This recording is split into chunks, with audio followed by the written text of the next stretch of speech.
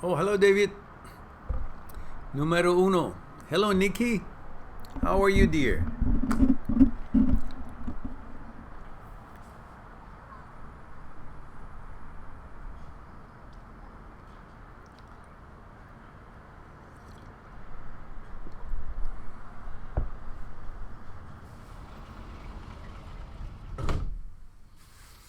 Wookie Wookie says, hi, Mehran. Good, thank you. I'm good.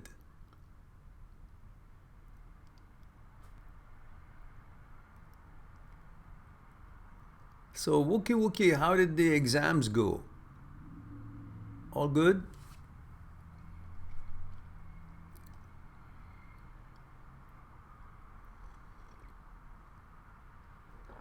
Uh-huh.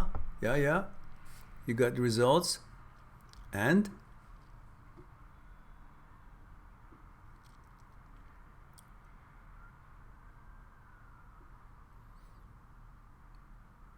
Sid says, hello, General. So nice to see you. Male 31 Estonia D. Hello, Sid. Good to see you, dear. And thank you for the protocol M31 Estonia. So, Wookie Wookie, don't forget, Nikki, what was it, Florida? Or am I mistaken? Remind me, guys, I don't have a photographic memory all the time. So, help me out here. It gives me a little bit of an info on where you guys are. And anyhow. And Wookie Wookie says, I got a 92% for wills and probate. Law. I got 74% for organized crime and terrorism law. And my thesis, I got 80%. Good for you. Delighted to hear that. So all your law exams, you did good, and definitely you passed. I don't care about the 92% or 80%, as long as his passing grade is good enough. Rashid says, hello, dear Mehran. I hope you're doing well. Hello, Rashid. Could you help me out with the protocol of where you're tuning in from and how old you are, and so I can kind of refresh my memory on those bases. And then David, of course, male 24, Dallas, Texas. He says, thank you for that, David. Wookie says, I'm expected to graduate in July the 10th, with a 2.1, with a 2.1 or a first. I don't know what that means. 2 over 1 or first, meaning I don't, is it the hierarchy of graduation, like what stage, like your first or second, top of the class or whatnot? Who cares? All I care about is the fact that you did your best and you passed and you're going to graduate. These are wonderful things. I'm proud of you. Good for you. Lord Simon says, greetings, Mehran. Hello, Lord Simon. And Emmanuel says, hello, what to do when your mother-in-law hates you? I didn't know you were married, Emmanuel. Should I hate her back or don't want to cause more problems? First, tell me if you're married. When did you get married? Because all along we were talking about relationships and things that you're dealing with, but I didn't notice that you were married. And the mother-in-law, well, I'll get back to that. Let's see the greetings, Emmanuel. I'll be right with you. You're the first one. And Tim Scherer says, hi, Mehran. Just saw your live again. Don't have time now, but I use the opportunity to say hello. Thank you very much, Tim. Hello, friend, he says. Just started to read your book again, now the second time. Almost forgot how great it is. Oh, okay. Delighted to hear that. And good of you to stop by and say hello. Thank you for that. Rashid says, here my question. Hi, dear Mehran. Okay, that's not part of the question, is it? By the way, guys, you know that I'm uploading short videos on Instagram now. Every couple of days, and we have posts on Instagram, inspirational posts and informative posts. And so I would like you to ask you guys to join my Instagram, Mind Seeks. I have the link, direct link up there. If you notice, is up there, and the name of the Instagram is Mind Seeks. And just yesterday, a few days ago, I uploaded something about desire, and yesterday I uploaded a follow-up on that topic, which I think you will enjoy. So please don't forget, if you haven't subscribed to my YouTube channel, do subscribe right now. Click on subscribe. That's it. Doesn't cost you anything, and no time is required. And if you haven't joined my Instagram, please do. I'm very active on it. I'm learning how to become active on it, and it's doing good. We are growing by leaps and bounds on Instagram. Perhaps the key would be to bring our own subscribers from Instagram and introduce YouTube. That's how we can populate YouTube channel instead of waiting for YouTube algorithm to recognize me, which if it wanted to do it, it would have done it by now. As many of you have said, I should have 1 or 2 million subscribers by now, but we don't. That's because we're not visible, and that's probably because I don't know how to work it, or I should be more active in promoting it. So we are doing that through Instagram, and I wish you would be kind enough to join my Instagram and promote it, share it, the posts and so on, and encourage others to join us so we can grow and reach more people around the world, help more people around the world. And also the channel will get to a position that we can generate some finances that we could then use to expand what it is that we are trying to help people with and inform them of. Now, getting back to the main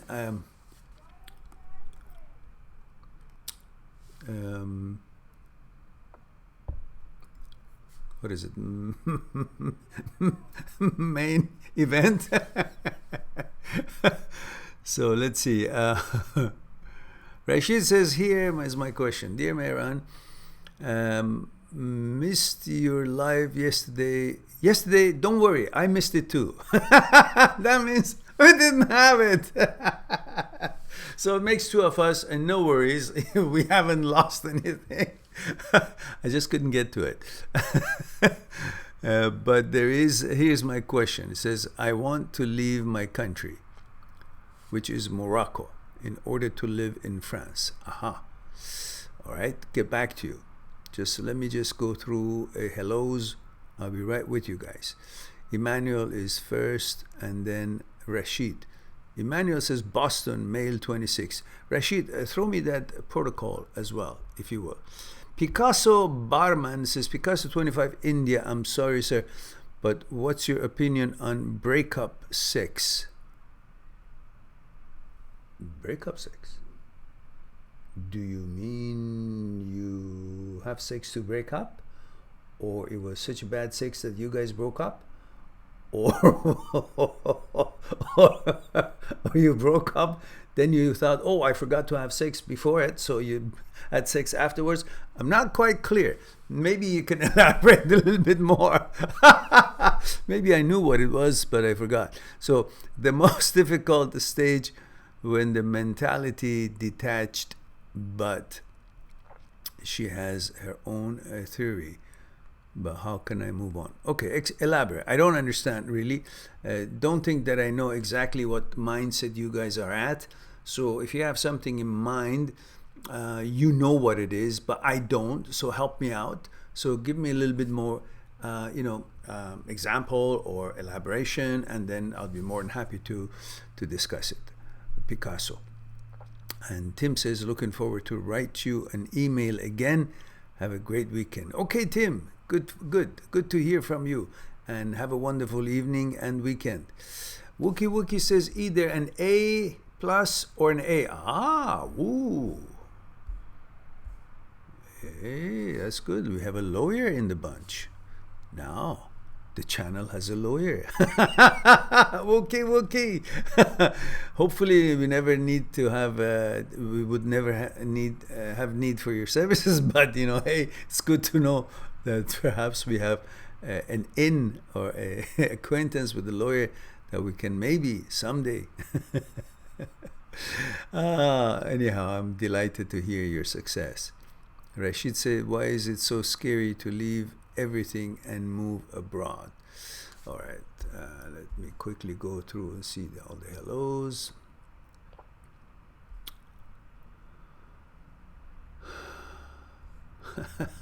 The doc says, how's it going, doc? You know I'm not a doctor. Don't call me doc. I don't want any misunderstanding here. I'm not a doctor. I'm not a psychologist. I'm not a psychiatrist. I'm just sharing some stuff with you guys. And thank you for saying that you missed us here. Glad that you're here now. Okay, looks like that. There is Achilles. Hello, Mehran.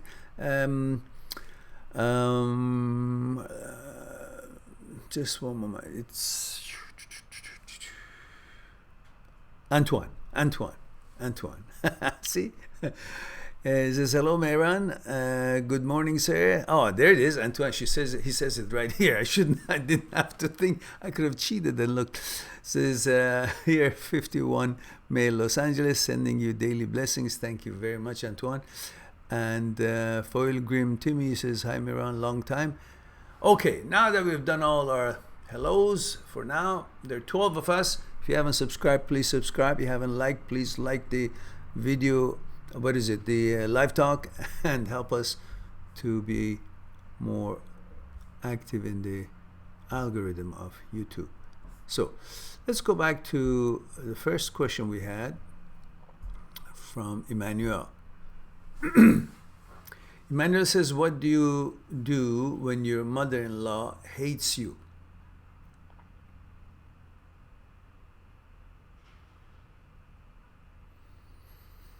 What's there anything to do? It's not you acting anything, it's her acting. You can't be in control of other people's behavior or feelings or emotions. It's based on their needs, their venting, their shortcomings, their focus on trying to turn things in their way, controlling you, putting fear to your heart so they can feel mighty, they can feel they're not old anymore, that their order is not going to be disturbed by the differences you have in lifestyle or mentality from them. Excuse me.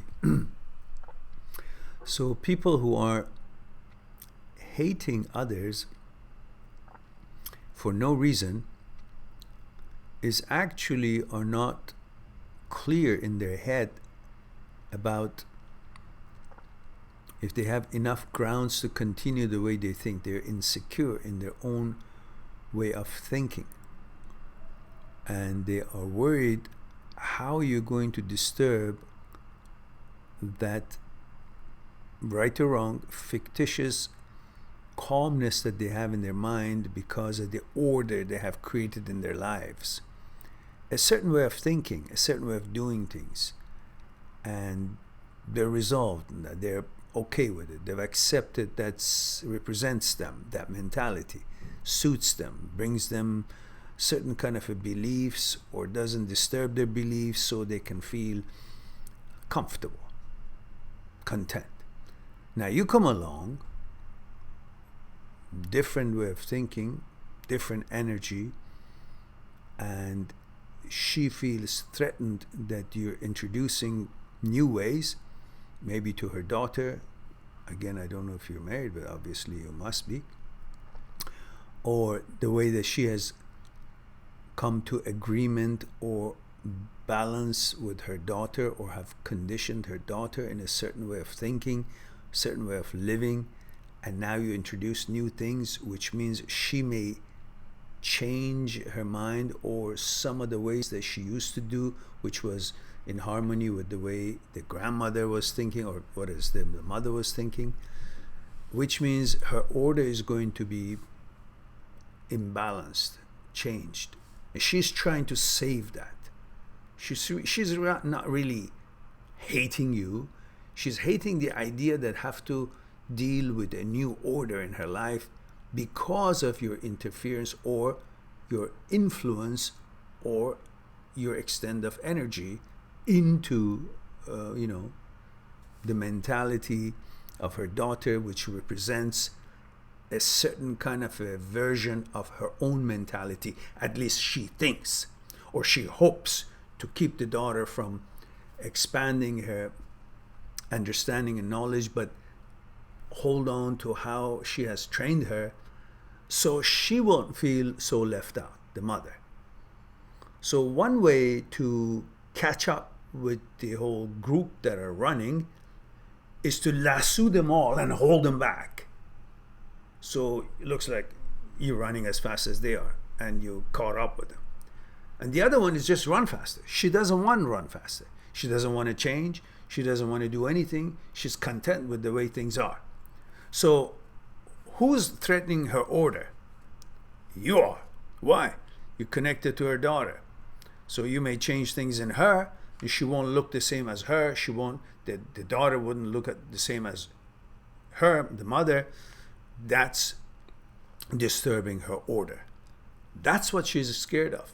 So the hate comes from that what she's used to having a chance to be changed, is being threatened to be changed. And she has to learn new things. She has to comply with new things. She has to think again. She has to figure things out. She doesn't want to do that. And to her, keeping her order means she has control. How little that world is that she's controlling, God knows, and who cares. But she thinks that little thing that she's controlling, at least she thinks she is the whole entirety of the world. So to her, the changes you bring is changing the entirety of her world. That's where the hate comes from. Anyhow, hope that would be something for you to knowledge. And about hating her back, no, because your world is not going to be threatened. You're younger, you have access to knowledge, you are okay to learn new things, you're not fearful of learning new things, so your world is okay. But don't hate her because you're afraid of losing control on your influences in your wife's situation, or girlfriend's, or fiance, or whatever it is that you call mother-in-law to her. So if you are not going to be afraid of changing your world, and you're okay with just figuring things out and being content and continue learning new things, there's no reason for you to hate her. If you want to hate her because she hates you, well, tick for tat. I don't know. I think you better take the high ground, and if your girlfriend, or again your wife, or whatever, the reason is that you said mother-in-law, that relationship that you're in, just talk to her, to your wife or to your girlfriend, and say, your mom is basically trying to protect you and what she has taught you, and she's perhaps afraid of my influences may bring some changes that she may not be prepared to follow or pay attention to.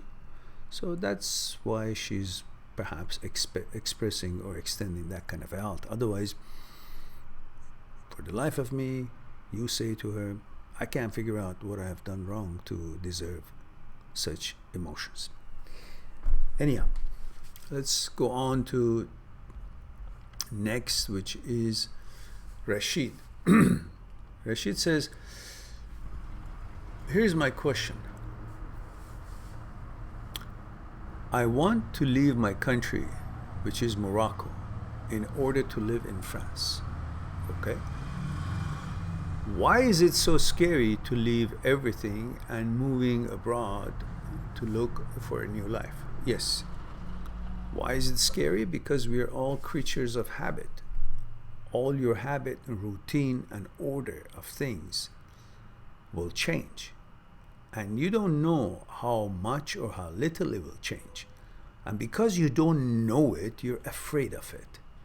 Because you now are faced with your mind that has a mandate of protecting you, securing you, and looks for trouble in order to do its job, which is protecting you, alerting you from troubles.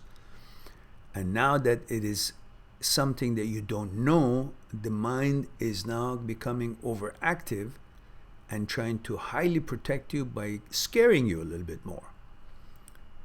Telling you, well, it's safer here, you know how things are, why do you want to go? Because the mind doesn't know. The changes may be very nominal. Maybe even the changes that you love and you want to. But nevertheless, the order will be different, and your mind knows that. You see, mind seeks and finds security in order. And now is being alerted that this order that it is used to and have found security in it, whatever your lifestyle is, that is an order that you have established already.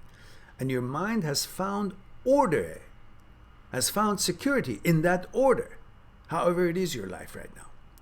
The notion of the mind being alert about your thoughts and your possible decisions to want to move out means this order will become nullified.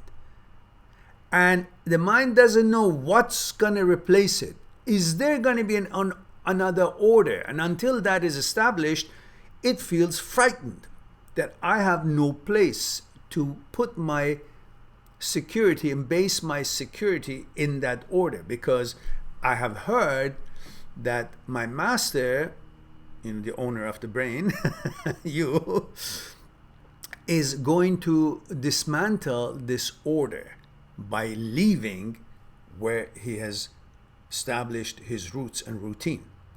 So the mind knows this order is about to be discontinued. So it's now a little jittery, a little anxious. And because it doesn't know how things will be there, good or bad, it goes into the bad mode to protect you, because its job is to protect you. So it seeks trouble, and it becomes anxious and makes you frightened in order to protect you to stay.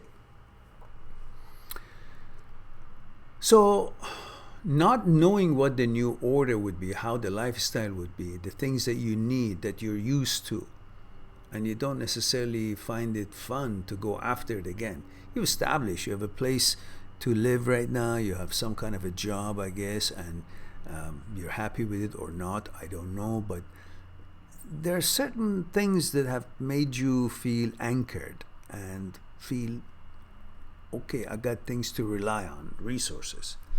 Now you're going to go to another country, to France, and you don't know how things are going to be for you. That not knowing, because knowledge is power and knowledge brings security, but not knowing brings you insecurity. These are what you're dealing with. Otherwise, millions of people have left their country to another country and build a new life. Look at me. I left when I was 24, and I'm here now at 63. I can't think, if I wasn't here, what would it be? I can't think about how my life would have been if I wasn't here. Like, that's the only thing I know. My adult life has always been in North America, in Canada. I love it. I'm happy. I know how things are. I've created a new order. And even so, I was so young then, there was no order for me to be bothered. See, when we were much younger, we don't really have a certain kind of an order. So moving to another country, it's not that big of a deal. For some people, maybe. For me, it wasn't. It was welcome, easy. one reason for it when we are much younger is because we have not established that real solid order that we would base our life on. We're still trying to figure out that order. And then we decide to go somewhere. So we establish that whatever it is that we want to establish in that new country. So that's easier. And I wonder how old you are here. So this could be one of the considerations, that you are now having a certain way of lifestyle there, certain kind of life, and it seems like, I gotta leave all these and go there, start all over again. But before you know it, and tell me how old you are anyhow. See, this is why we want to know that protocol to begin with. So right now, you're wondering, again, throw me that age right away.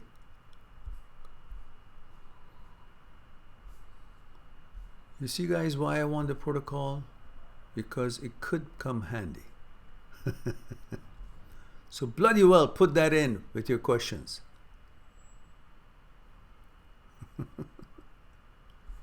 Rashid.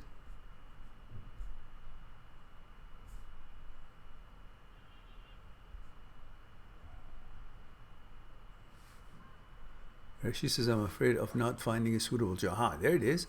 That's what we were talking about. If not being able to adapt with French car. Yeah. See, that's exactly what we were talking about. How can I get rid of this fear? Oh, yeah. Well, gee. Everything that we talked about are your questions. So I guess I answered all your question. But let me see your age. Did we put the age there?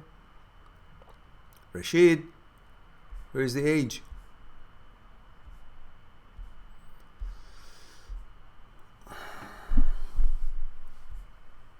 Quickly, Rashid, where's the age? What's your age?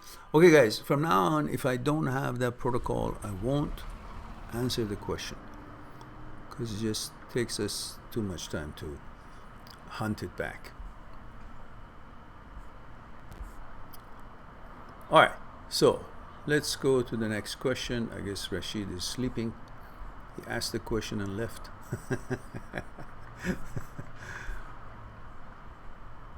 All right.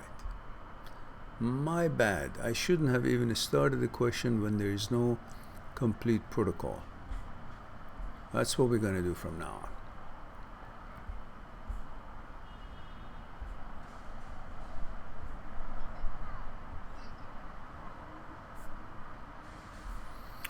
on. All right. The next question is,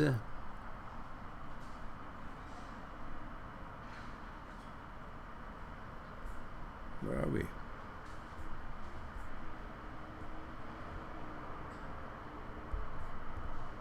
Picasso. Picasso says 25 male India. Thank you for that. Yeah, always make sure to put that protocol with every question and every follow-up question and every comment, so it would just come handy and helps me to know who I'm talking to, so I can tailor my answers towards that age, that gender, that whatever that I could use to deliver it better. Okay.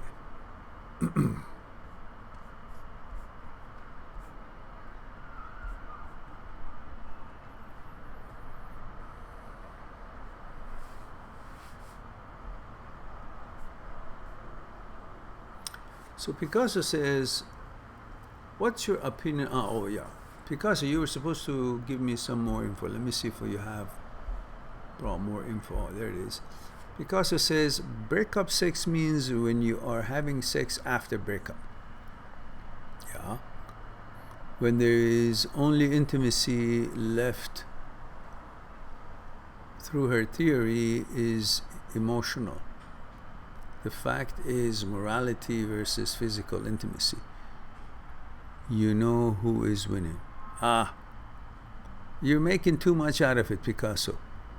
Says, according to you, what will be best decision for me? Is it you who wants to break up, or is it her that is breaking up and wants to continue sex? Or is it you that want to break up, but she is suggesting let's have, after breakup 6. Let's continue that physical intimacy relationship, but not the emotional relationship. Answer me that quickly, if you will.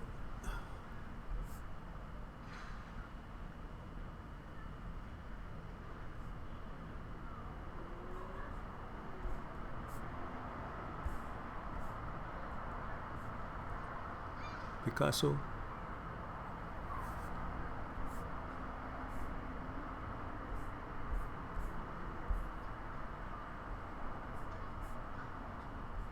Okay.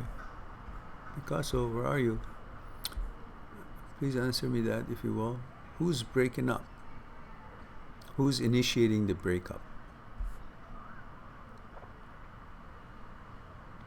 All right, until you answer me, I continue with your question.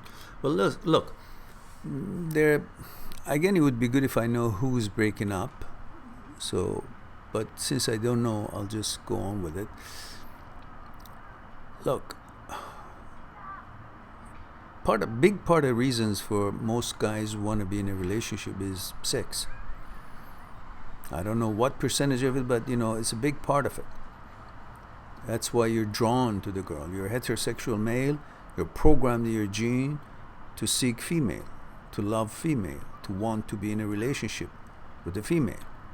Therefore, one big part of it is motivated by your desire and interest in intimacy with her.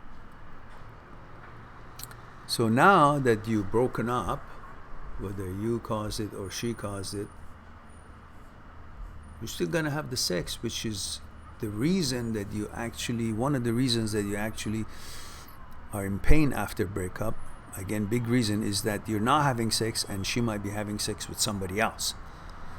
So having sex with her, it's healthy for her and it's healthy for you as far as having that physical relationship. Now, just be careful so you guys won't get pregnant, because then you got to alter your decision of not being together to having to be together because of the child, or deal with it somehow, and there would be some complications.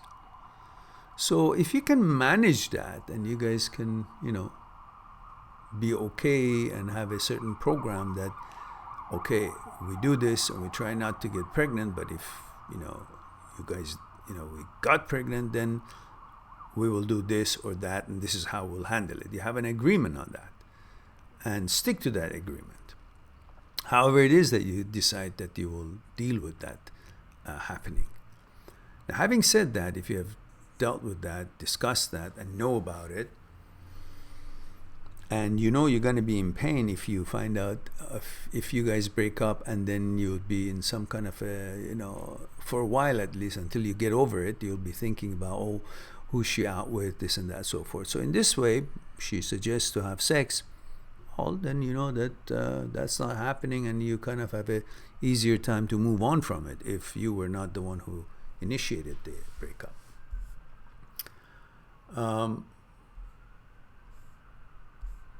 I also wonder, guys, when you guys ask a question, do you guys disappear and hope to listen to it when I upload the recording? If you're still here, then why don't you answer me quickly when I have a question on your question, so I can address it properly.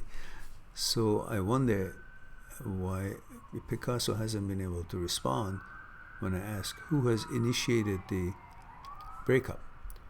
So if you guys are not here, and seems like you're not here, then I'll stop discussing it, because you can't. I don't think it's good to just come in and throw in a question and then go about your things, because it's a dialogue. We might need to go back and forth for everyone's benefit, so I can discuss it based on what's needed, the information that I may need. Otherwise, it won't be the way that I would like to deliver it. So having said that, then perhaps you guys have that arrangement and that understanding and have sex. What's wrong with that? But the problem with that would be that if you guys get used to that relationship, however physical it may be, you won't be able to get rid of the emotional detachment or emotional part that you want to detach yourself from. That will just be there because you're in contact. It's a big thing having a intimacy with someone that you like. It's not that easy. Emotions will be created. And then that means when one of you is ready and is oblivious to this whole effect of the physical relationship into how emotional you can get, one of you is okay with it and then find somebody else, and that's when the other one's going to be hurt even more. So it's kind of weird to have, not weird, but could linger the matter. If you guys broke up, then break up. Emotionally and physically. But if you break up emotionally, but you just want to be hanging around physically, it will be fun and convenient, but it won't be troubleless. It could be emotionally tasking eventually on one of you or both of you, and make things a little bit complicated for you.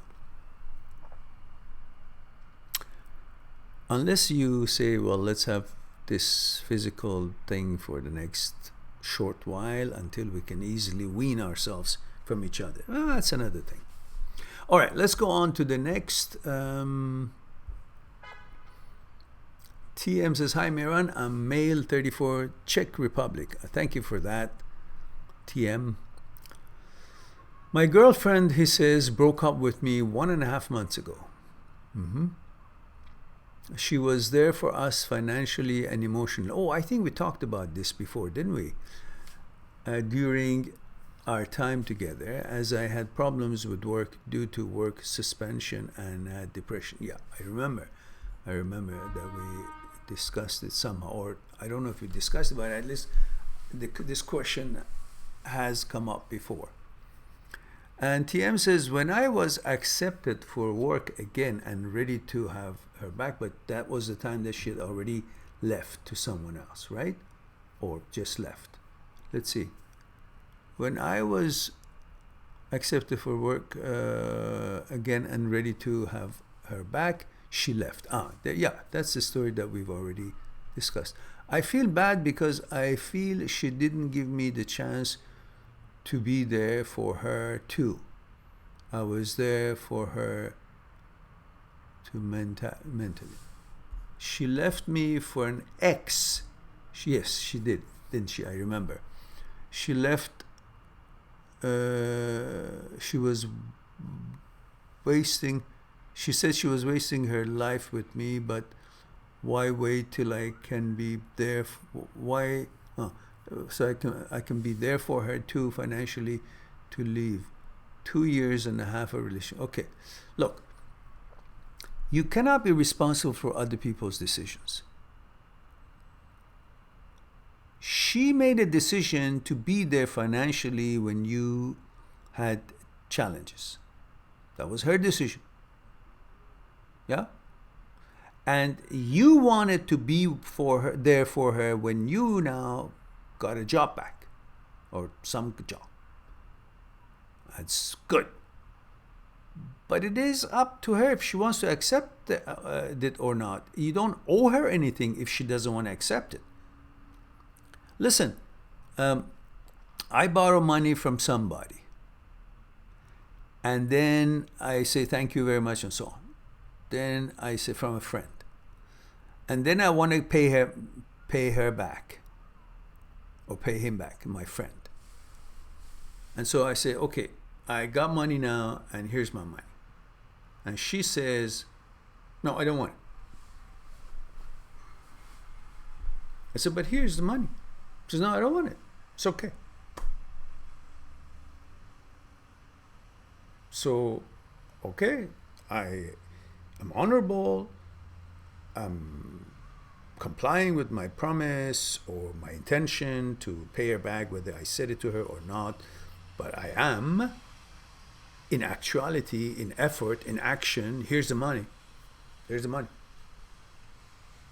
Here, for you. Here's the money. she says, I don't want it, or he says, I don't want it. It's okay. So I'm relieved from my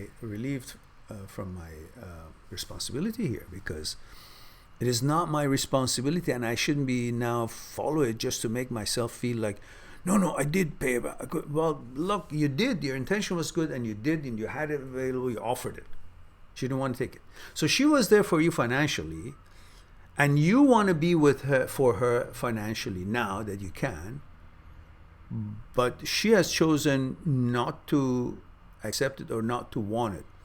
It's her problem. Why are you so hung up on it that, no, why didn't she let me to pay her? Oh, okay, she's stupid. Or she didn't want her money back. Or she can't see, she has other plans. Why would you have to feel that now you have to be able to offer her that service in order to make yourself feel good?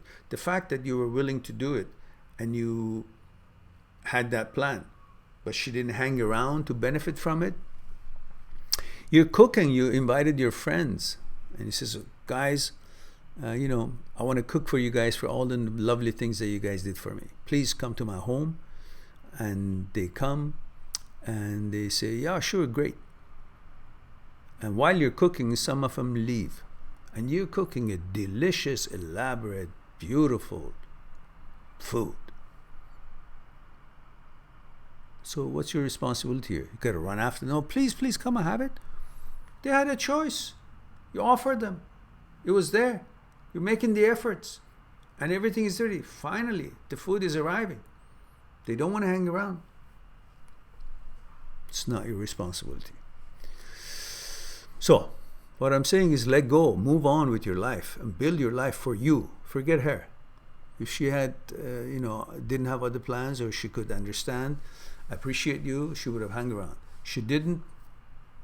Go and offer it to yourself and build your life and offer it to someone else. You have no mandate to follow in order to feel,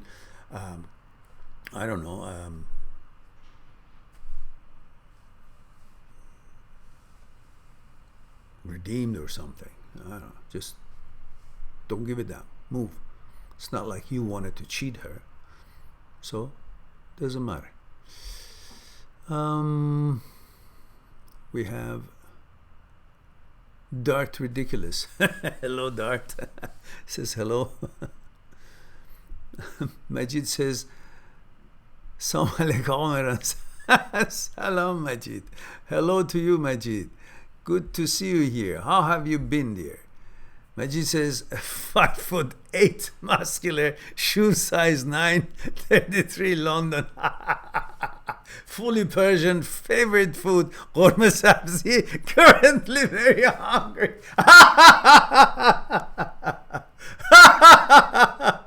Okay, but I still don't know how old you are and your gender and where you're tuning in from. So all that information was extra information, but not the information we're looking for. These are not the drones you're looking for. So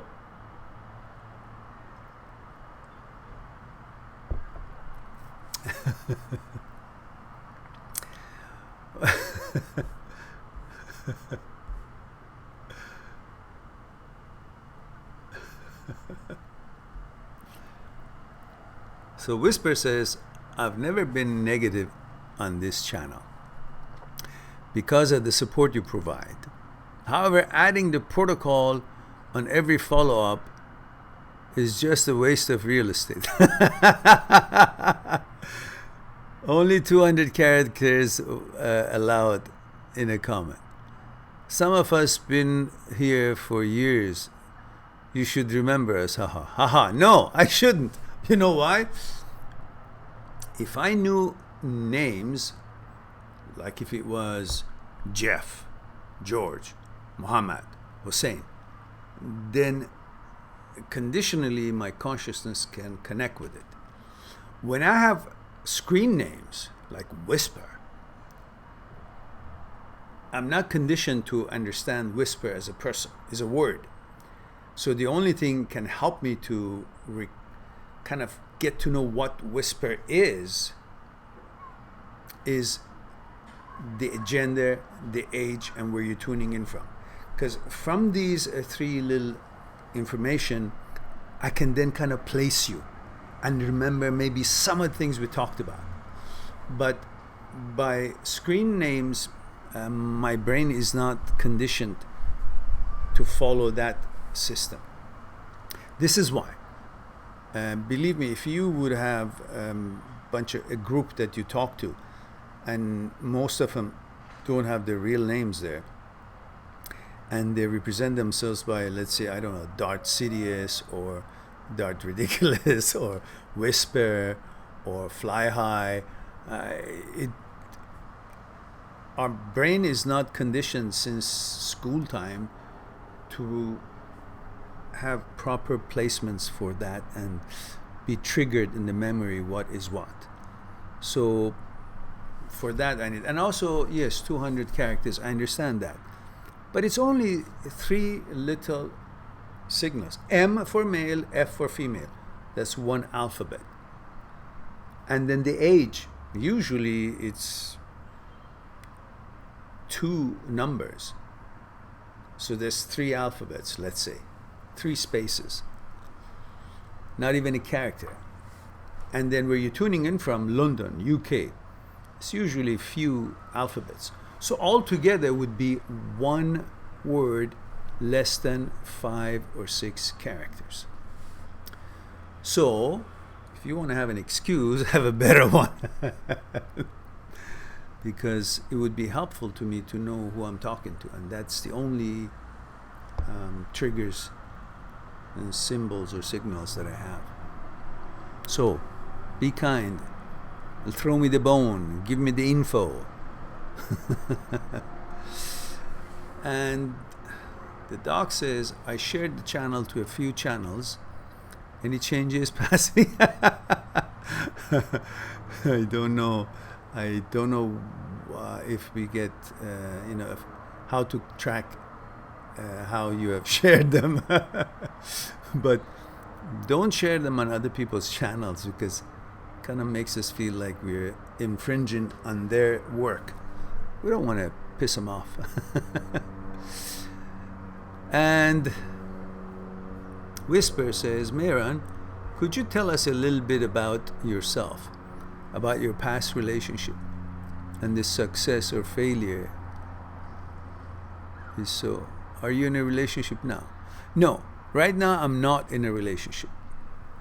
And I can't tell you about past relationship because there's so many different ones and may or may not be relevant to what you guys are asking. But I do use them as information that could be utilized to show something to you, or maybe through the movement of mind and how mind will see a certain situation, how it will think, and maybe here and there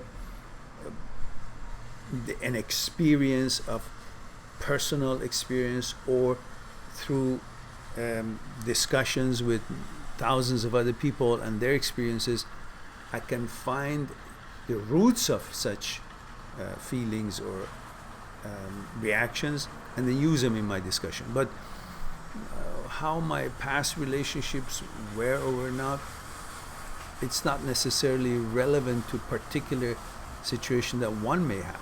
But as far as just knowing about me, I've done that.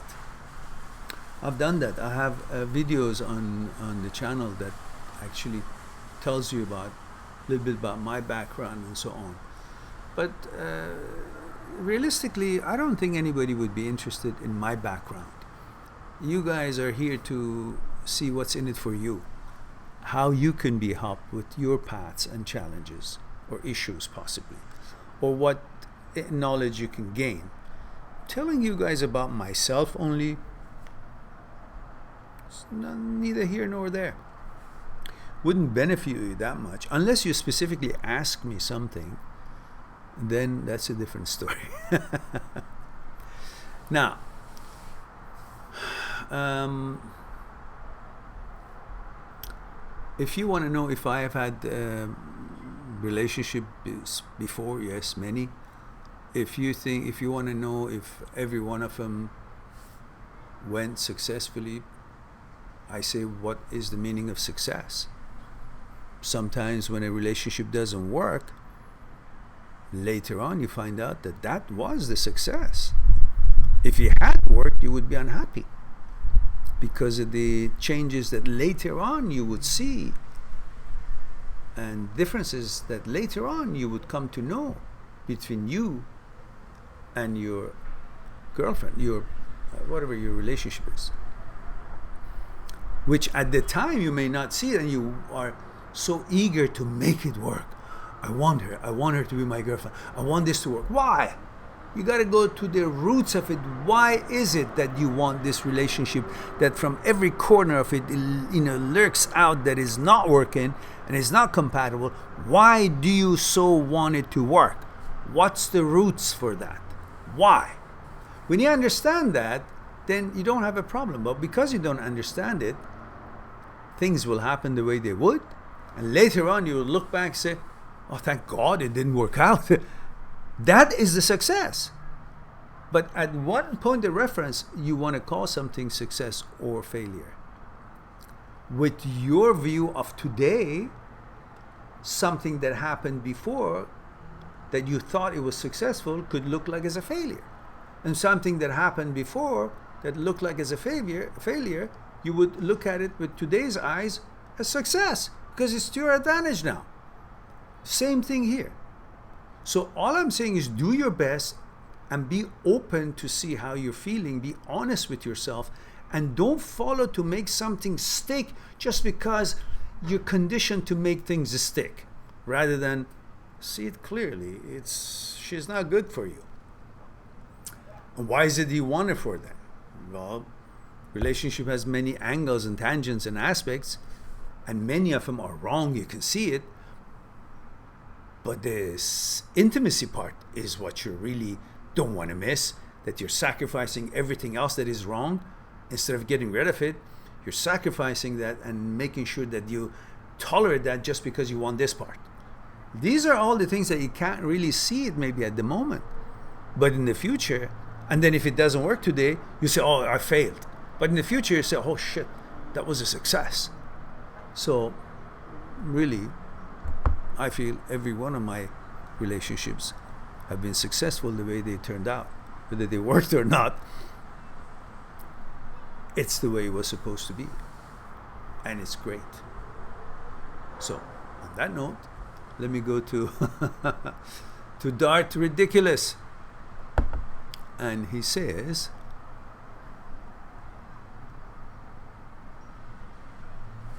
hello, US 34 USA. Are you towing with me? US 34 US A? Huh? I think you want to say male or female, M or F instead of first US. Then 34 is your age. And USA, it's a big country. Still doesn't tell me which part of it you come from. But that's okay. That's close enough. So it's been a year since my breakup. Together for 4 years. Some find it unhealthy that I haven't started dating again. No. I don't care what people say. What do you feel about it? So I feel emotional shutdown. Thoughts? Yeah, it's normal. When somehow something goes wrong with the plumbing and floods the house, for a while, even though the plumber comes and fixes it, for a while you're scared to open that faucet. Whoa, it's going to flood my house again. I don't want it. I don't know, bathe in the rain, I'll wash in the rain. I don't want that anxiety. I don't want that fear. So you won't even touch that faucet. You don't trust it to open it even a little bit because you're triggered for that. So shutting it down is like a normal behavior to do for security. You just tighten it, if anything. You don't want your house to be flooded again. And that's what you're going through right now. It's perfectly normal. Eventually, you'll sell that house. You go to another house, and you'll have no problem to open that faucet anymore, because it's never happened there. So once you move on and focus on your life and kind of let yourself forget about what happened, then things will not trigger it, and a new date will be welcomed. Look, I remember when I was being trained as an equestrian, which was a big thing in my life. Sometimes we would get horses that were mistreated in other clubs, and we would transfer that club. I don't know, we'd trade it, or somehow the colonel would be interested in that horse, and we'd take that horse. And colonel would not want anybody to ride that horse.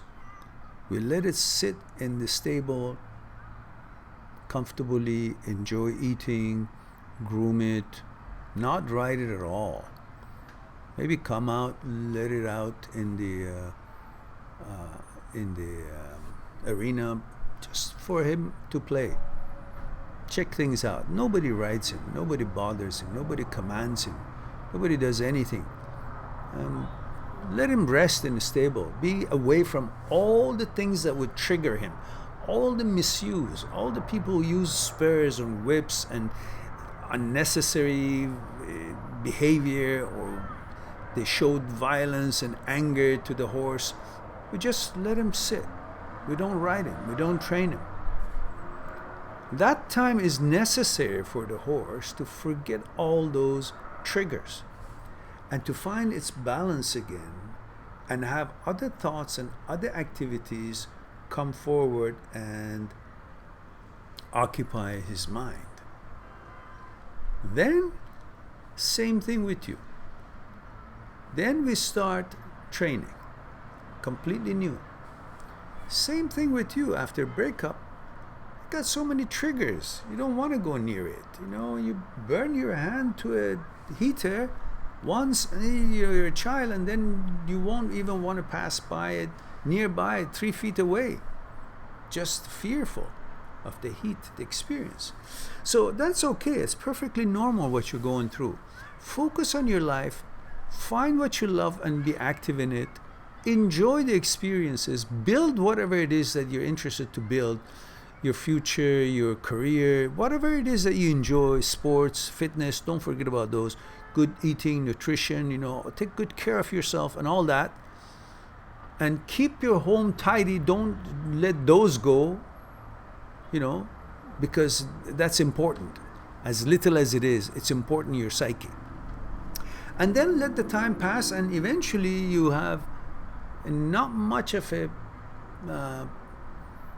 trigger there. It wouldn't bother you, and then you will become interested because you've kind of forgotten that whole experience, and then you will be able to see the beauty and kindness and differences between other women that are out there and that you meet and you become friends with, and then you experience them. You won't look at them with the eye of the past.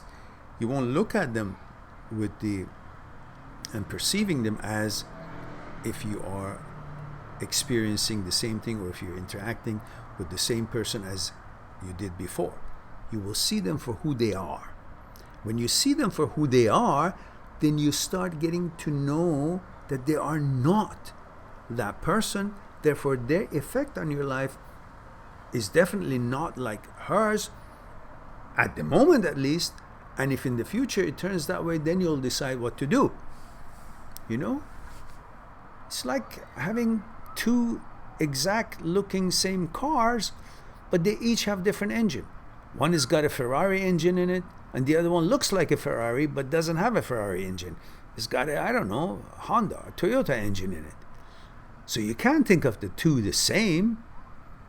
Well, you just got to ride and drive it, sit in it and interact with it, and then see how it performs, how it takes the roads, curves and engine, and all these specific specialities that each one of them has. And then you decide, that's a Honda, that's a Ferrari, or whatever.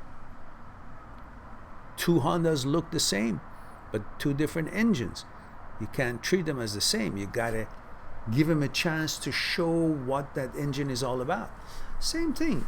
Just because your next girlfriend is just as beautiful as the previous one, or just because comes from the same city or the same age maybe, or even the same job, doesn't mean it's the same person, because the engines are different. The mentality, the conditioning, the consciousness, they're all conditioned differently. So you gotta give that chance, and don't look at people just because they all look like, she's beautiful and she's wearing similar clothes, or because she's a woman then all women are the same. No, you can't say that. So your date will be different. Whenever you're ready, go for it. Life is short. What do you want? Assurance? No, I will be loyal to thee forever until death. That's bullshit. Consciousness change. That's why people get married and divorced, because they change. But until they change, just go enjoy it. Get to learn about each other. Don't rob yourself out of life. All right, let's go on. And Wayne Harmon says, male 46 Irish. Hello, male 46 Irish. Hello, Wayne. Good to see you. Says, hi, Mehran. Just finished the breakup pain book, starting Me, My Psyche and I, next week. My goodness, you read the whole thing? You read the whole 600 some odd pages? That book is big book. And there are a lot more stuff on the videos now. When I finished that book, there's now so much more in addition to that on the new videos. So, but Me, My Psyche and I is not something that you will read continuously, 10 chapters a day or 5 chapters a day. They're smaller chapters, but they need pondering. So read them when you feel like it. It's not like a homework. Just read them when you feel like a cup of tea, sit down and just check it out and then think about it. Don't accept what I say in there. Just when you read it, think about it and examine it inwardly and see how it makes you feel. Your thoughts, ponder on it. That's what it is there for. So I hope that it will give you a chance to enjoy it and ponder on it, experience it. I'm glad that you're enjoying it anyhow. And it says, starting Me, My Psyche and I next week. Hope there's no written exams at the end of the semester. No, there is not. The only thing is just ponder while you read it. Me, My Psyche and I and Transient Thoughts and Me are very lifelike stuff. Me, My Psyche and I is quite interesting as far as I'm concerned, and as far as I've heard from hundreds and hundreds of people so far, whether they bought the actual physical book or the ebooks of it. Thousands have read it. And Transient Thoughts and Me is quite interesting for how most of us go through life with such thoughts that appear in our minds. It's not a sophisticated writing, but it is actual happenings in our minds. In most people, if not all. So Transient Thoughts and Me is also a unique book. I haven't seen anything out there like it or close to it or addressing it in that way. And Me, My Psyche and I trust you will enjoy them both thoroughly. Even more than the Breakup Pain Handbook. Because Breakup Pain Handbook is talking about breakups. Me, My Psyche and I talks about you, your mentality, your inward thinking and why, and the effect of all these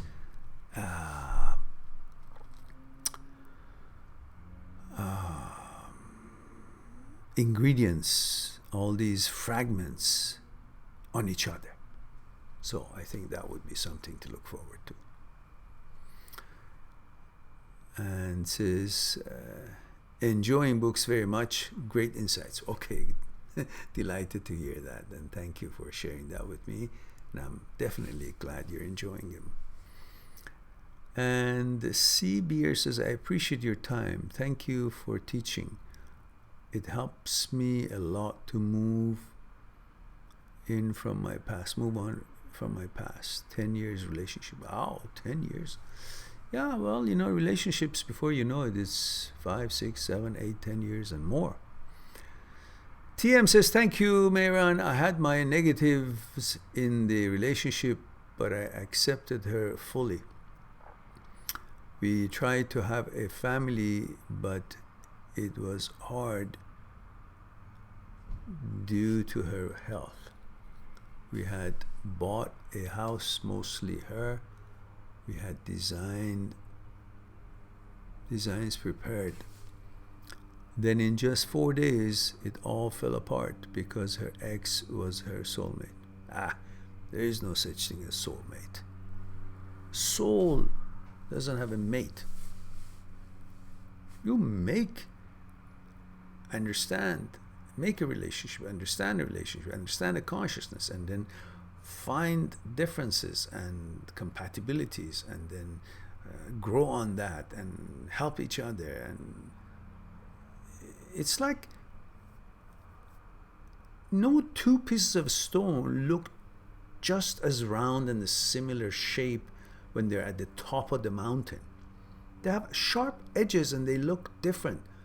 But as they roll down the mountain, they bang onto the other rocks and crash into this and that, and they're rolling down and negotiating the pathways, and they create all those frictions, and changes happens to them. And by the time they get closer and closer, and finally at the bottom of the mountain, the sharp edges are gone. They're rounded up. They look now similar, more similar to each other than ever before, just because they negotiated the same path. They were on the same path and experienced the same hardships and challenges and experiences as they were tumbling down. That's why they become similar, and they call it soulmate. So really, soulmate is happening towards way into the relationship, not at the beginning of the relationship. Maybe years. And often it never happens because they don't want to roll down. One of them keeps resisting. One of them doesn't want to take the same path. One of them goes different path, even though they're coming down from the mountain, but they don't want to go down side by side. So there are differences. But soulmate is not something that happens right off the bat. Oh, she's my soulmate. How? How do you know? You don't even know her. You hardly know yourself. How come suddenly you know her well enough to say, oh, it's the same as me? Why? Yeah, she likes what? Oranges or apples or avocados? And oh yeah, we like the same thing. Well, we both like, I don't know, ocean. Who doesn't? Anyhow, so don't become so romantic on these things. Just become recognize them as to be, what it is, and be realistic about them. So she probably had other plans. Let it go. Forget it. Who cares? Move on. Life is not summed up in one relationship or one woman. Life is far bigger than that. Focus on life, which has got a lot more possibilities and amazing opportunities in there than thinking that this whole life is about me just getting to know this woman who doesn't want to be with me. Okay, bye-bye. No problems. Wish her well. Wish yourself well as well. Dart Ridiculous is male. Yes, okay. Thank you, Dart. Puria says, hello, dear Mehran. Long time no see. Yes, where have you been? Hope all is well. Hope all your mom and hope your mom and your sister are doing well.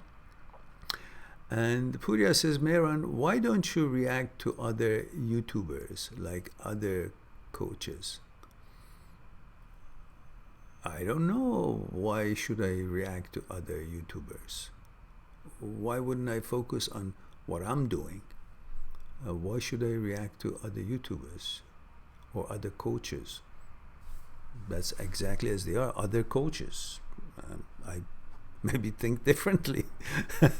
I don't think my channel is in line with the way that other people address similar issues, if they address these issues. Mostly I see they're busy with trying to put a relationship together. Our focus here is to get to know our psyche and see why we behave and act and react the way we do, and how to move on, and how to understand, and how to handle, and how to understand the psyche of the other persons according to their decision and their wishes, and also understand ours and move on and have a happy and strong life and build that life. So our topics and angle of addressing these things are different, and I don't want to react to what other people do. It's their business, and I want to focus on what we do here. Puri says it will blow up your channel, I guess. I don't know what that really means as far as reacting to other YouTubers. I mean, why would I want to react to other YouTubers? It's not like a movie that I react to that production and give my opinion about it. And whoever has an opinion, they're trying to help other people in their own mind, and if that works for some people, it works.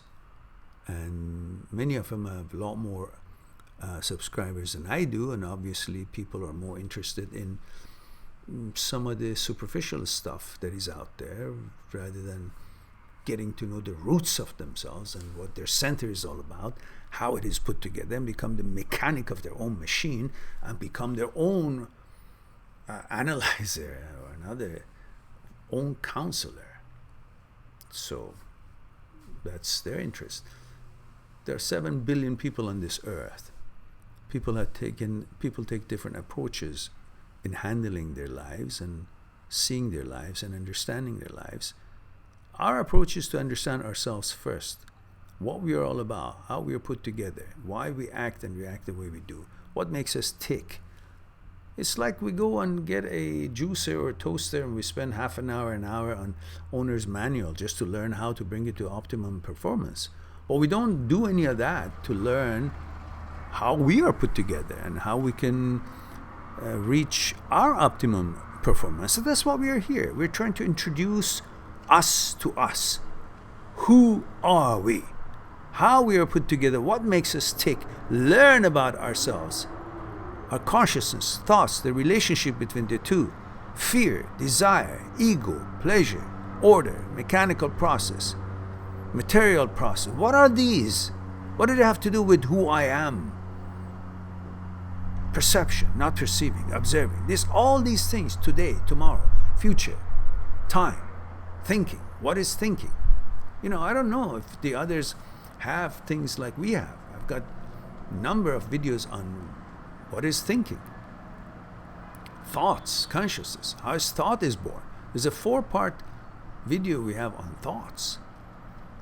I don't think we have that many other channels who are going deep into these sort of things and then use them to help people with their emotional problems, so they will know why they're feeling that way, why their emotions are reacting that way.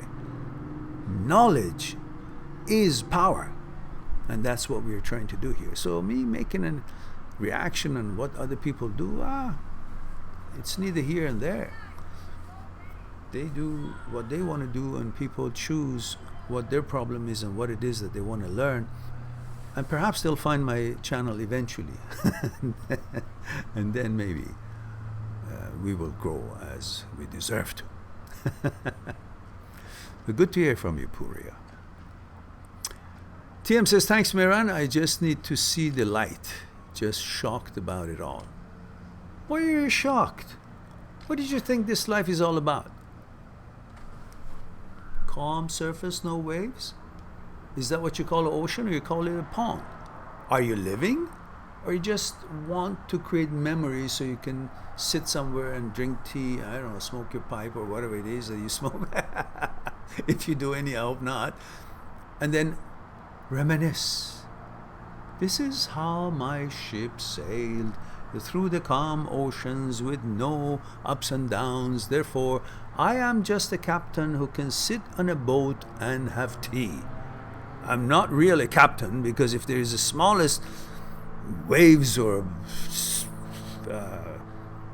storm, let alone tsunami, I don't know what to do, because I've never sailed in an ocean that went up and down. Remember, stormy ocean is what makes a good captain.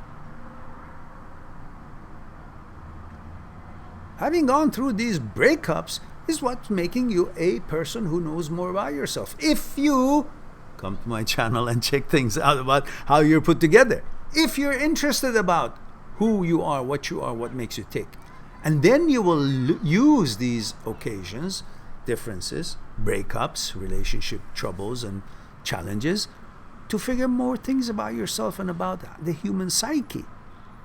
That it is all about. I'm not sharing with you guys so you'll just get an answer to your question or to your challenge. I'm sharing what I need to share you so you guys will get to know a little bit inwardly, look at human psyche a little bit inwardly, to understand your psyche. That's what we are all about. That's our limitations and exploration powers. So you got to know about that. That's what we're doing here. And he says, normally people use you and then leave, but this is complete the opposite, which makes it harder to get over. Okay. All right, whatever. It just means you fine-tune your way of handling situations and your preparedness and your lessons that you've learned to create a better match for yourself and better lifestyle and better preparation in future. And remember,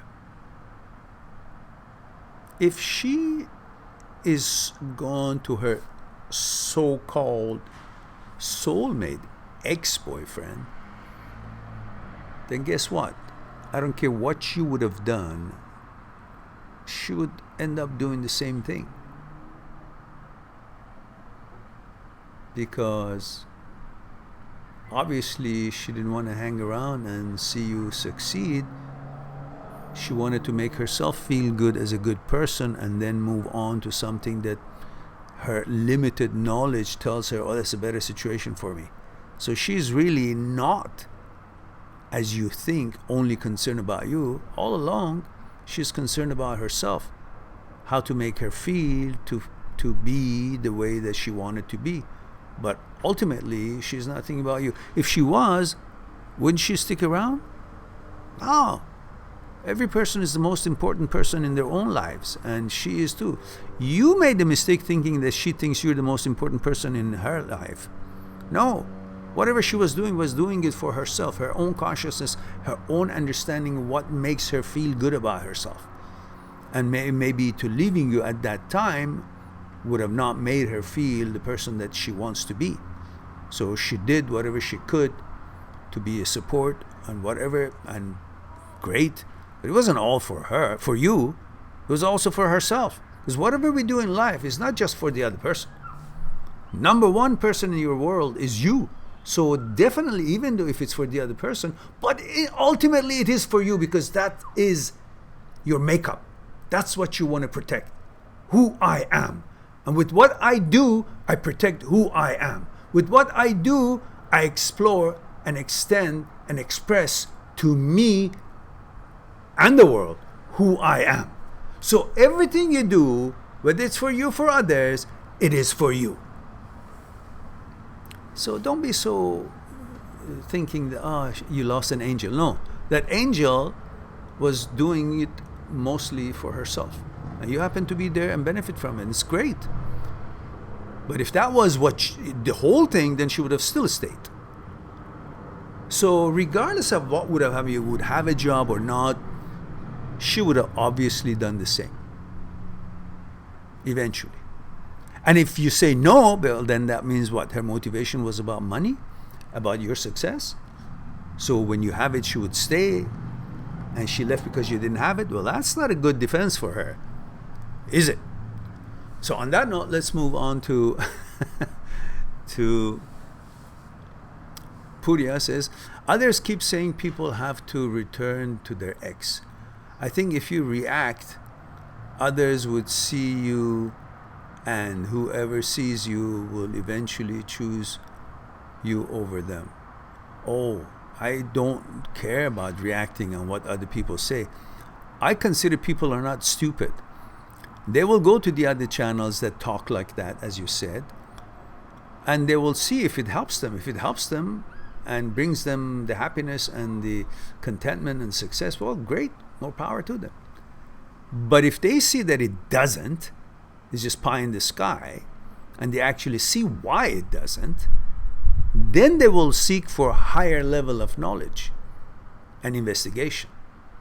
That's when they come to my channel, because the one who is not satisfied is the one I want here. The one who have found some kind of a superficial band-aid, they can go and enjoy that as long as that band-aid lasts, and eventually that falls apart and they have to now get stitches because it gets deeper and deeper. But the ones who are not satisfied with the band-aid, they will look further on YouTube.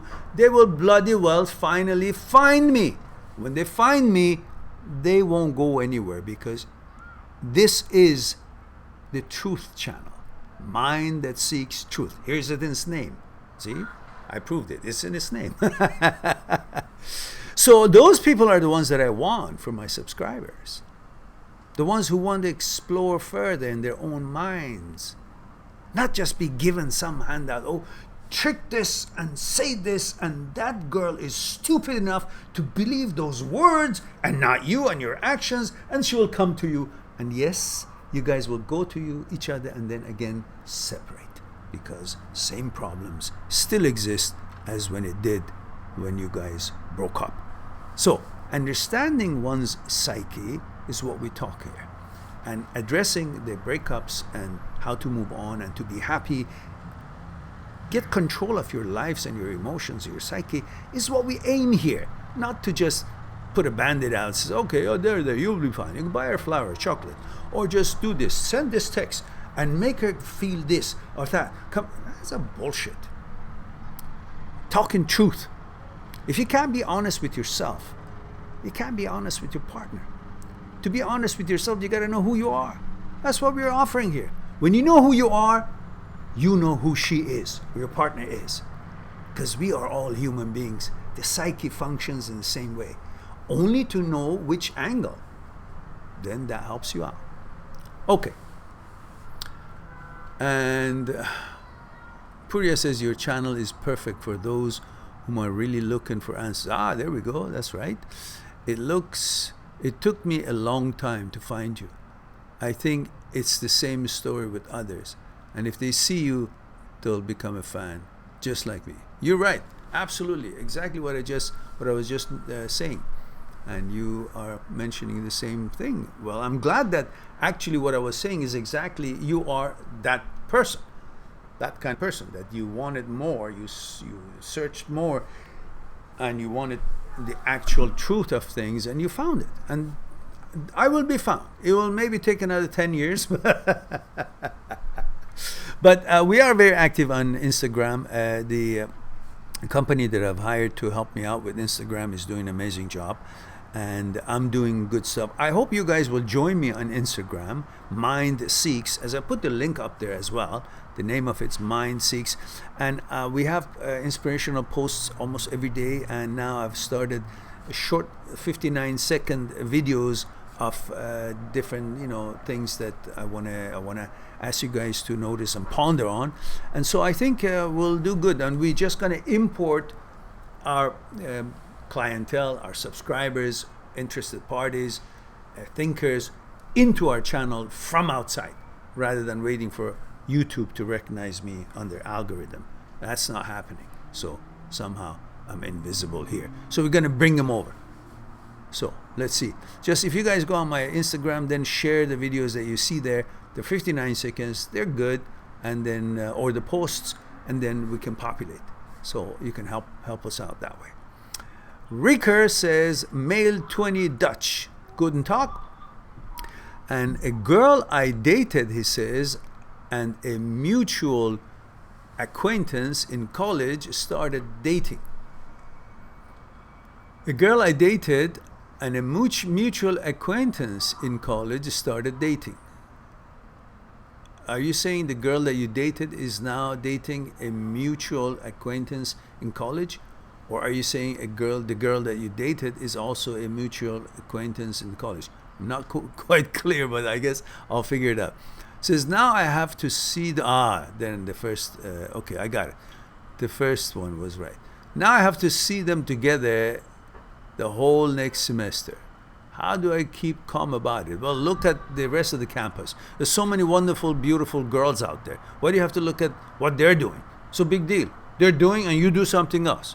You focus on your studies, focus on your life, focus on being who you are, focus on new friends.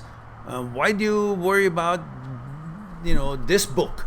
There's so many other books in the library. There's so many other books in the bookstore. Why don't you open the other books? Read what they have to say and see how wonderful and exciting and amazing and adventurous those stories are. Why do you have to keep opening this book? You don't care. This is not your book. Somebody else bought it. So go to another book. Go to another girl. So focus on that. Whatever you focus will be resonating in your mind. So don't focus on that shit. Focus on the new stuff. Focus on what you want to build in life. Your future. You're 20 years old. You've got no business to think that every date that you go will be lasting forever. Why would it be? It will be stupid. Because at this age, you hardly know yourself, let alone know what kind of girl you want.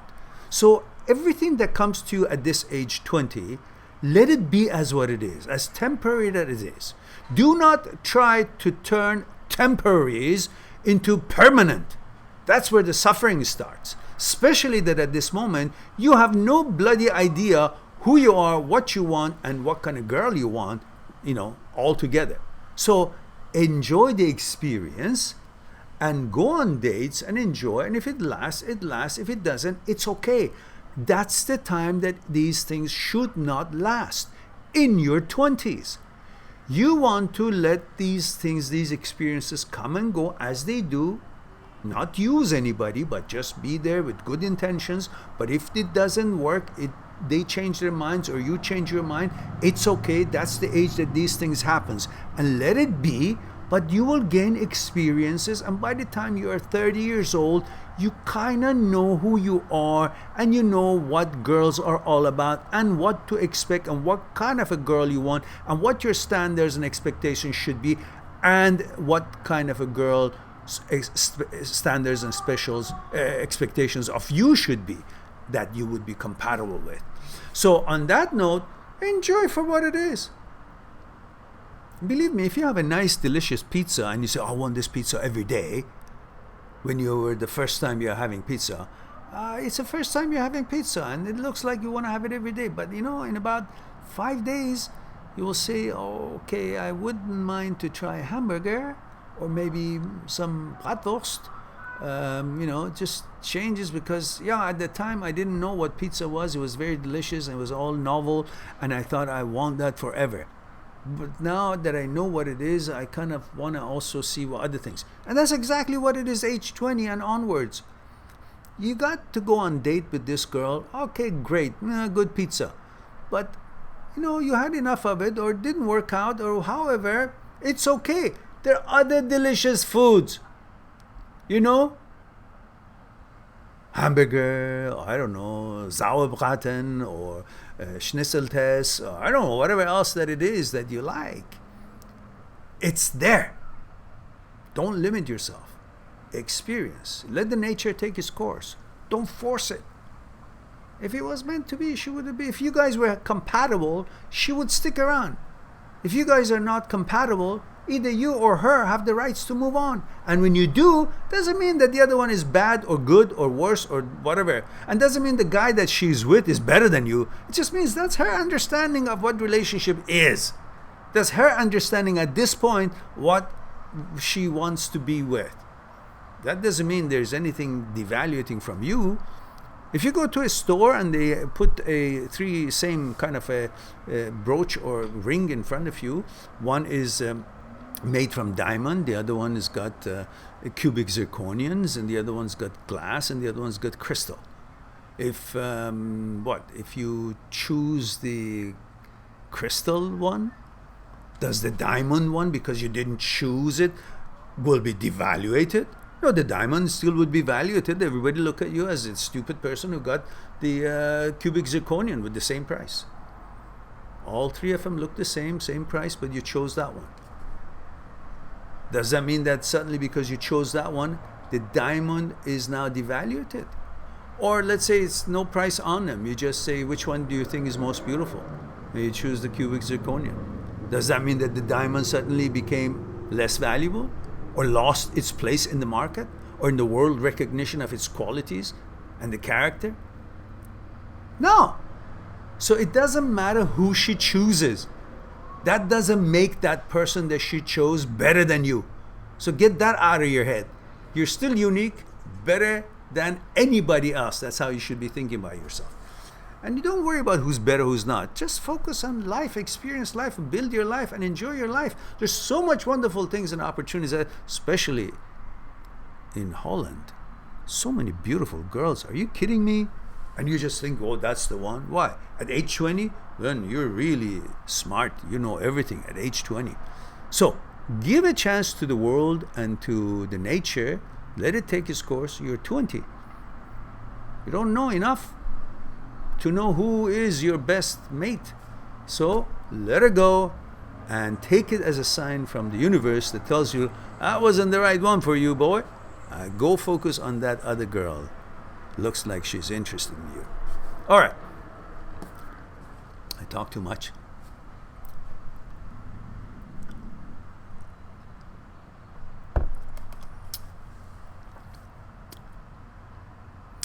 And Rika said, I felt replaced when she just started to date this other. Yeah, I told you about it. I addressed it.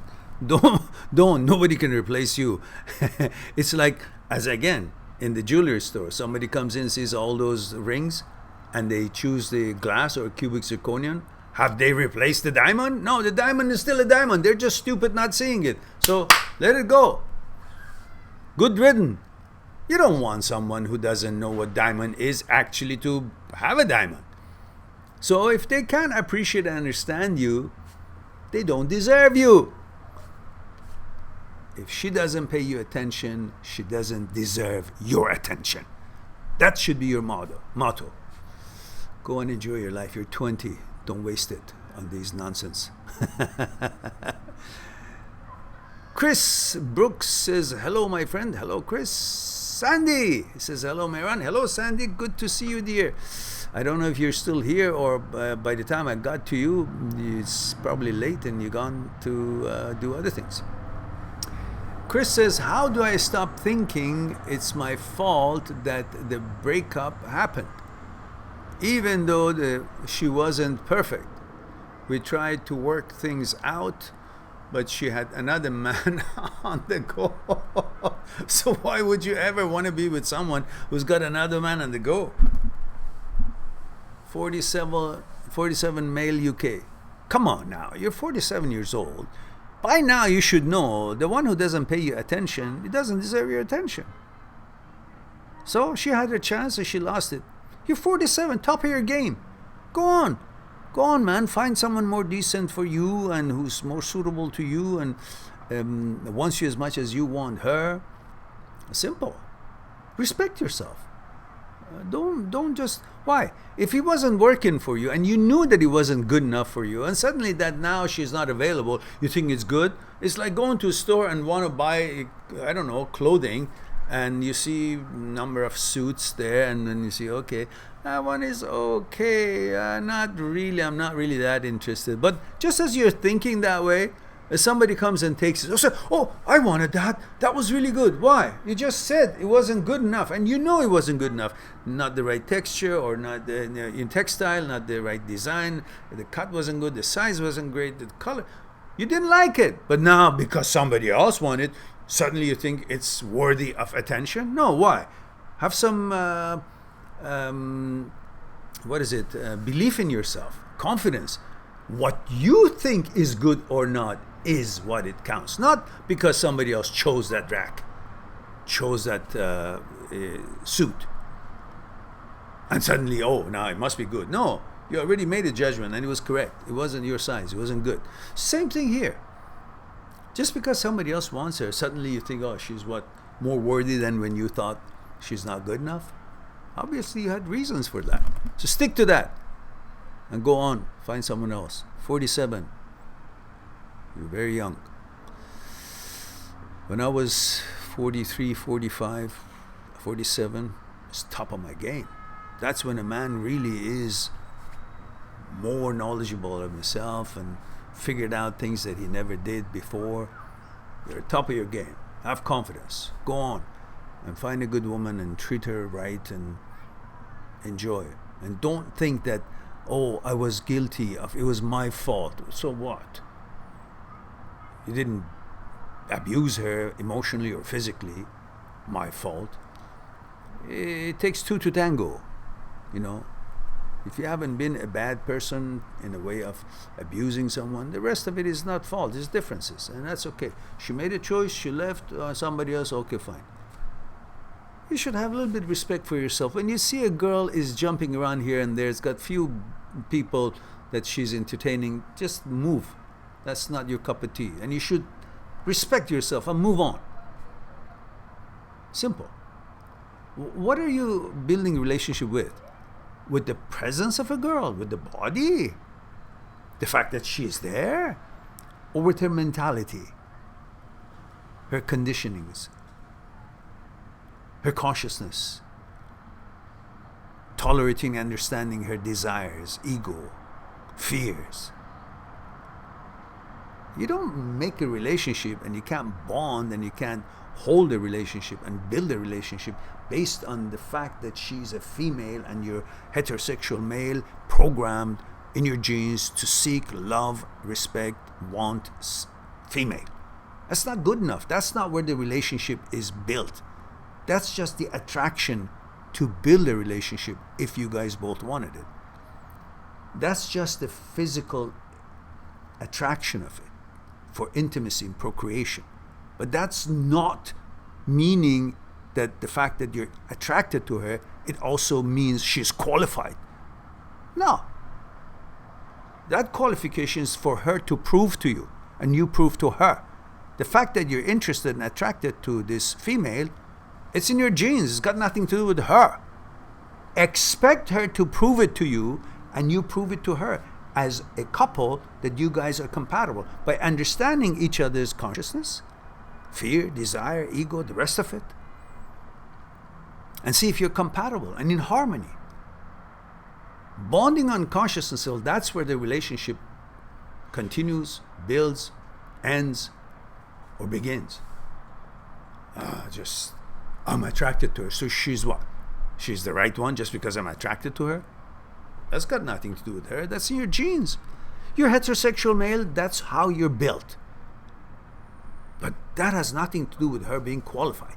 You still have to qualify her, as the women qualify men. They're smarter than us. Okay, let's go on to, I wonder, what happened to us? There were 9 of us here. The ones who are here haven't subscribed, please do subscribe. We need your support. And make sure that we grow. And if you haven't, if you've been here for a while and you like the live talk, please click on like. And I wonder what happened to us. It's just 9 of us here, but it looks like I've got 1,000 questions. All right. And Chris says, I think of her and the image in my head is of how perfect she was. Yeah, well, we just explained that, didn't we? Chris says, thank you, you're welcome. Nick says, Kia ora, native greetings from New Zealand. Ah, wunderbar. New Zealand, a place I always wanted to visit. I haven't yet. My son and I had plans to visit Australia and New Zealand when he was much younger, but we never got around to it. We've been to Hawaii many times, but New Zealand, I've heard a lot about it. I think it's a beautiful country. And I'm so proud of your Prime Minister, I guess, the way she handled the incidents in your country. And she seems to be a good leader. So, Nick says, Kia ora, native greetings from New Zealand. Always grateful to have you share your knowledge and thoughts with us. Much love and respect, Mehran. Stay awesome, great and positive. Thank you very much, Nick. Kia ora to you as well. And thank you for your kindness, your kind words, the love. And I hope that you will enjoy every day more than the day before. And thank you for saying hello. And Chris, we talked about Chris. And Petit Man says, hello Mehran, I hope that you are doing well. I have just finished my exams. I will get my results in August. Aha, good. He says, I can't stop worrying. There is a constant feel of guilt that I have, thinking that I did badly. Yeah, well, that's comes with the territory. Whenever we do an exam, we usually don't do as good as when we are simply studying and preparing for it. And we know a lot, but when it comes to exam, we second guess ourselves, and after that, we don't know what we do, how do we, what am I going to do, what the result going to be. It's normal. Don't worry about it. He says, I can't stop thinking about what will happen if I fail. You won't fail. Please help me to stop this. Well, just stop it. You know what? Because no matter what you think, it's not going to do anything right now. So, just don't worry. Be happy. Because honestly, in Aikido, when I was being trained in university, the founder of Aikido, Toei Sensei, from Japan, had 5 principles for mind and body coordination. And keep one point, relax completely, weight underside, extend ki. 4. And the 5th one, after many years, came out. Guess what that 5th one was? Don't worry. It took us a while to find out what that means, really, that concept. But worrying brings a resonance that is contrary to the resonance that you should have, which is compatibility with the resonance of the nature. It's like you're playing a certain kind of a music with a bunch of the orchestra trained together, and then one instrument comes in which is out of tune or is not been in the practices, so it's not really, it's resonating on a different frequency. It kind of throws off, affects the quality of the orchestra, of the music, of the concert. That's pretty much the same. When you worry, when even everything else is in place, the other 4 principles, which works if you have one, you have all the other 4. Let's say you have one and all the other 4 is working perfectly. But when you introduce the worry, it's like that instrument that comes into the orchestra and throws off the game, and everybody get distracted because of that one notation that is coming, that is not in harmony with the rest. It wasn't in the practices, starting with a different higher or lower, or just a different notes, and disrupts the rhythm. So this worrying doesn't do anything other than disrupting. And because it disrupts, it looks like it's doing something, and it could mean it has truth to it. Whether the result would be this way or that way, it has nothing to do with how you think about it right now. All it does, you're thinking right now, it creates that third fiddle, that third musician who's coming in and messing up the whole thing. The resonance, it's intrusive.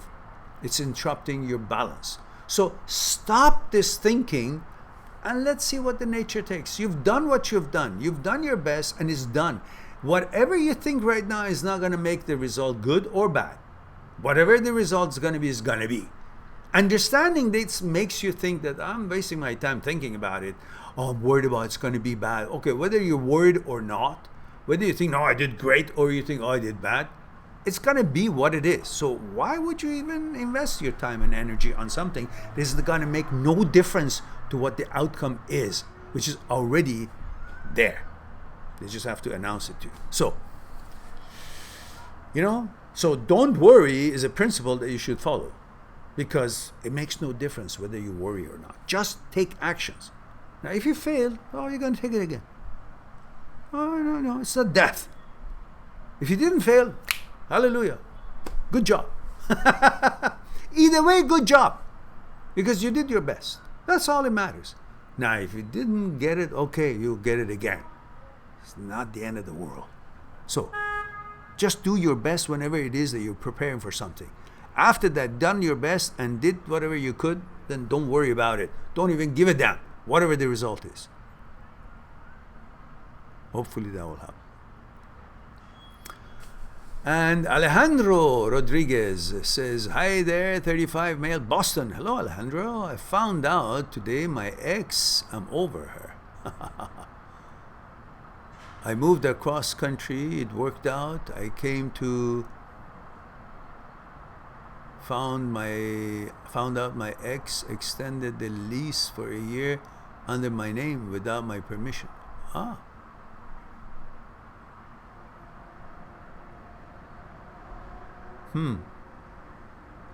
So the idea is that you've moved out, you've gone across the country, and she can't do it. Doesn't matter. Just let her be. I'm not a lawyer. Talk to your lawyer. Don't take it from me. But the way I look at it is, in order to extend the lease, she must have signed new documents. Those documents don't have your signature on it. So if she doesn't pay and moves on and they want to affect your credit because the lease was under your name, you can prove that the renewal of that contract does not have your signature on it, which means you were not party off and you were not present in that meeting. That would be something perhaps your lawyer can advise you. I don't know what the law is there, but obviously she couldn't have just called and said, please extend my lease. She would have had to sign some documents. And if they agreed that and she doesn't pay, then they are compliance in that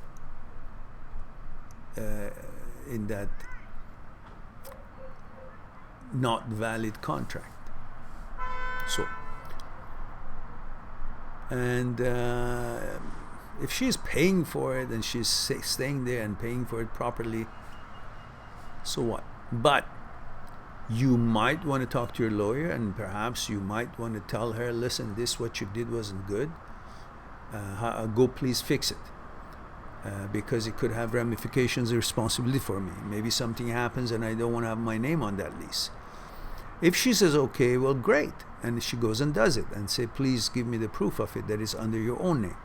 And if she doesn't, and you inform her again that if you don't, I would have to get in touch with them and tell them that I haven't signed that, so therefore take my name off of the lease. And if she still says, no, I won't do it, then you might have to talk to your lawyer or decide to write a letter to the landlord, say, listen, I am no longer there since that date, and I understand the lease is renewed. I want you to be aware that that lease should be under her own name, as I have not requested or signed any documents to extend that lease. So make that a record and send it a registered letter, so you'll have a record of this having been given to them. And then I think, again, check it with your lawyer, but I think you would be off the hook, at least with that kind of evidence. Now, again, talk to your counselor, talk to your lawyer. I'm not a lawyer. I don't know what the law is there. And Narsimulu Shiranji says, I just lose interest because I got so many rejections. Now I hate their attitude and behavior. I just hate the thought of love. What to do? No, because you're trying to force yourself onto a relationship. You're approaching every girl that you think she's good looking and you like. I want her. Why do you want her? Have a little respect for yourself. Why? Is she qualified? Or just because she's pretty and you're a heterosexual male, you like women, and she's okay, I want it, she's qualified. No.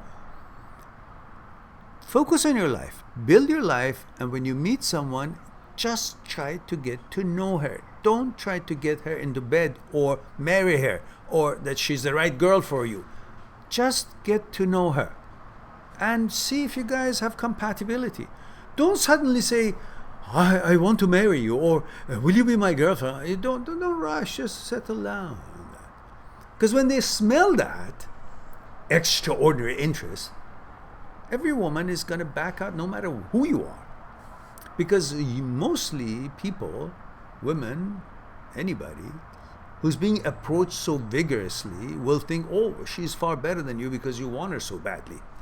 So balance it out, You can just say hello. You don't have to say, hello, how are you, where you come from, what is your mother, I'm this age, I'm this height, I've got this kind of job, I make this one.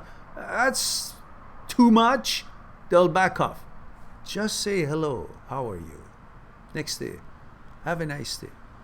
Next, little by little, I'm just trying to tell you the level of interest, not that how you approach a girl. So in other words, slow down when you get to know someone, just to get to know them. See what kind of person, what kind of human beings they are, what they have in their consciousness. Find things in common. See if you're compatible or not. Simple. Things like that. And you'll be fine. And then you will find somebody who actually is interested in you.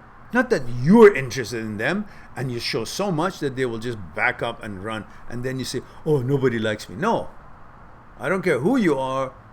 People will run away if you're too strong in your approach. If you don't, then they'll get to know you, and then they will actually may like you because you're a good person. But you won't let them to find you that you're a good person, because the approach scares people. Because people are not sure themselves. So when they see somebody really wants them so badly, they think, oh, why does he want me so badly? I don't think much of myself. So if he wants me so badly, that means he's not much himself, because I don't think I'm much. So why does he want me? If he wants me, I'm not much, then he must not be much. That's how they think. So slow down. Have confidence in yourself. So they won't think that you're not much. They will think that you're paying enough attention, but not too much. That could be something that they want to explore and get to know about you.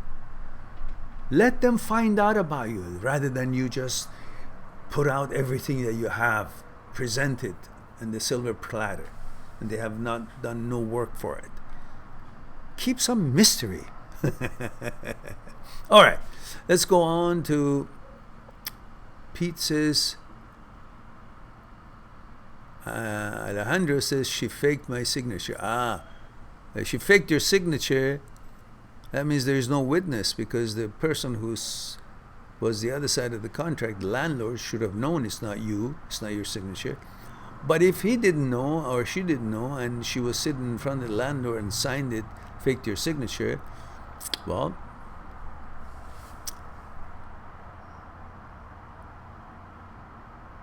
there's no evidence to say it was her. Definitely there are differences when it comes to examination between your signature and hers, the one that she faked. But anyhow, I think my earlier suggestion, talk to your lawyer, and also the suggestions that I made, have, which you discuss it with your lawyer, would make sense, I think. Purya says, Mehran, I doubted whether I should talk about my problem with others or not. But I'm always like 246 thinking about death. Really? So what? Why you think about death? Is it Happy subject? What is it? You have what? What does it give you? Just imagine. Does it make you feel good? It doesn't. So why should you think about something? It's like, do you think about something that you don't like? Like, I don't know, do you think about some poison, or do you think about vomit? Do you think about shit in the street? Oh, why? They don't make you feel good, right? So why would you think about death? What does it do for life? We're here to live. We're here for life. So why should we think about death? Yeah, we are all scared of death, but we don't need to be thinking about it as a pastime sport. What the hell? And Furia says, my grandfather has died recently and my other grandfather had a stroke. My dog became sick today and I panicked so much that my heart was about to stop. Yeah, I know. I don't know what's wrong with me. No matter where I am, no matter what I do, I'm constantly thinking about other people, death scenarios. Well, listen, you're living in a country that is constantly from morning to an end. There are uncertainties, and the cloud of focus on death instead of life is quite pronounced in that country. Constantly this idea of the judgment day and dying and preparing for being received by whatever after death in good position and all that is a way to control. That's what is used to control people. And now you're conditioned to constantly think about that atmosphere affected you and triggers you, plus that your dad passed away just a short while ago, plus your grandfather. And what's going on here? So much yelling and screaming. And then your other grandfather having a stroke doesn't bring that kind of a atmosphere of assurance and security and certainty.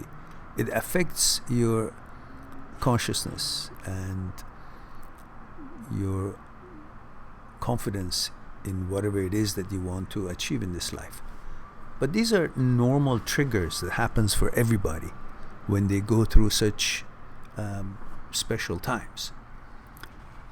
Understand that what you feel is based on the experiences that lately you have been part of. Your dad, your grandfather, your other grandfather, and then when your dog got sick, suddenly you panicked because it's too close to you. Like it was something that you were thinking, oh, that's the last straw. First of all, your father passing by, as tragic as it was, you said that apparently, I remember you said he was having certain ailment. And your grandfather was old, obviously, and the other grandfather also old, and lots of stress that they have gone through in their lives. So that kind of caused a trigger for your dog to become more concerned about it. But your dog is fine. You took care of him and probably you took him to vet and he's okay now. So focus on the triggers, the reasons that you feel, not that they are facts and it's going to be like that for you or for everybody every day and you should worry about death. Listen, if death comes, we can't do anything about it. It's not like, we got to prepare for it. Well, if that was the case, I would do it too. Everybody would do it. But we love life so much that anything that goes wrong, we get scared. So It doesn't necessarily mean that we should be. It just means we love life, and that is your reason to know how much you love life. That's what you should focus on. And because you love life, focus on doing the stuff that is having to do with life, with living. Because death is not what we're interested in, and it comes someday anyhow. So until it hasn't, let us focus on living.